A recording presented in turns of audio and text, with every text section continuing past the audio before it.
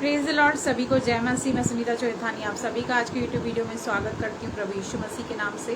और आप सभी से निवेदन करती हूँ कि आप प्लीज़ कमेंट करें, मुझे बताएं कि आपको वीडियोस कैसे लग रहे हैं।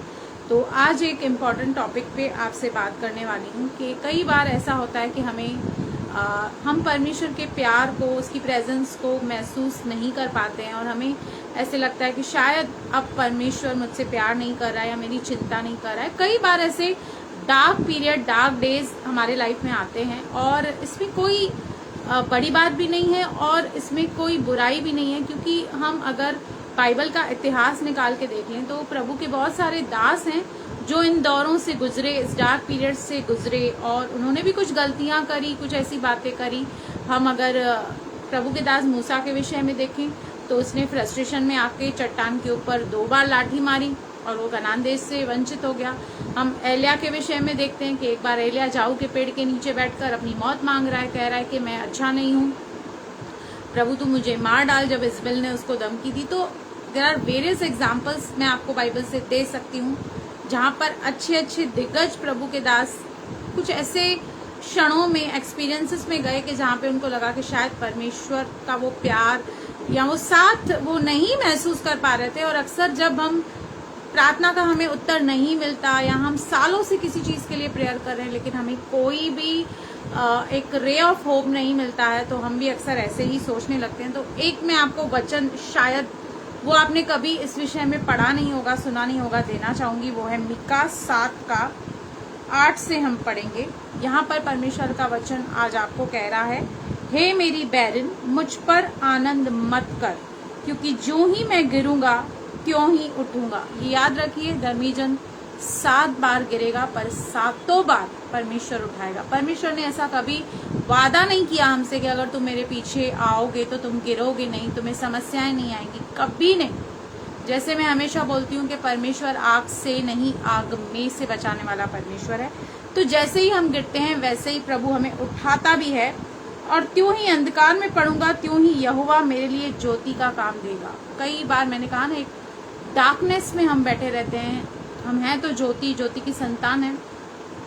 कभी कभी लाइफ में ऐसी सिचुएशन आ जाती है कि हमें लगता है कि हम अंधेरे में बैठे हैं, लेकिन उस वक्त प्रभु हमारी ज्योति बनता है। मैंने यहोवा के विरुद्ध पाप किया है, इस कारण मैं उस समय तक उसके क्रोध को सहता रहूंगा जब तक कि वह मेरा मुकदमा लड़कर मेरा न्याय न चुकाएगा।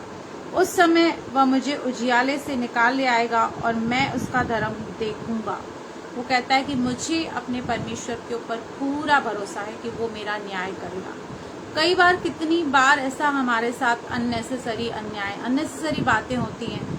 हमने कोई गलती भी नहीं की होती है, हमने कोई ऐसा किया भी नहीं, फिर भी हमें सफर करना पड़ता है। लेकिन यहाँ पर वो हमें एक बहुत बड़ी होप दे रहा है और कह रहा है कि वो मेरा मुकदमा लड़ेगा, मेरा न्याय करेगा।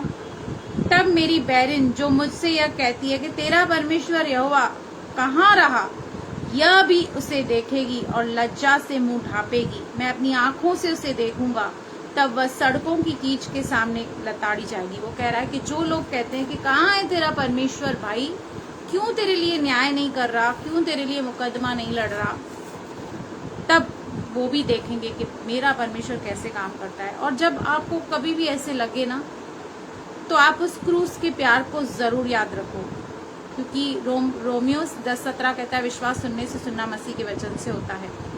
और रोमियो 5:6-8 लिखा है कि जब हम पापी थे, जब हम निर्बल थे, तब मसीह हमारे लिए ठीक समय पर बलिदान हुआ।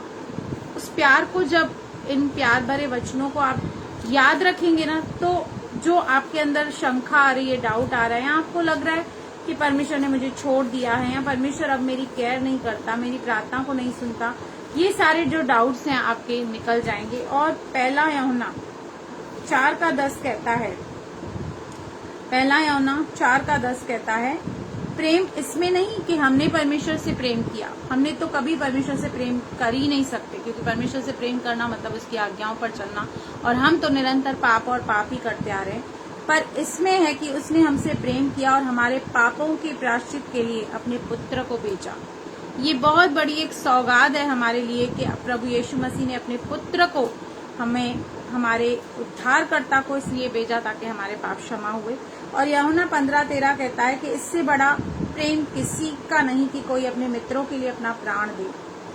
प्रभु ने हमारे लिए अपने प्राण दिए हैं, ये बहुत सबसे बड़ी बात है। जब इन प्यार के वचनों पर आप मनन करेंगे ना, तो आपके अंदर जो डाउट्स आ रहे हैं, जो शंकाएं आ रही है, आपको लग रहा है कि अब परमेश्वर शायद प्रेम नहीं कर रहा, मैं परमेश्वर के प्रेम को एक्सपीरियंस नहीं कर पा रहा हूँ, तो वो डाउट्स भी आपके निकल जाएंगे। और मीका का ये वचन आप बिल्कुल याद रखना, मनन करना और इससे कन्फेस करते रहना, ताकि फिर से आप परमेश्वर के उस प्रेम में आगे बढ़ पाएं। God bless you. प्रभु आपको आशीष करे। आमेन।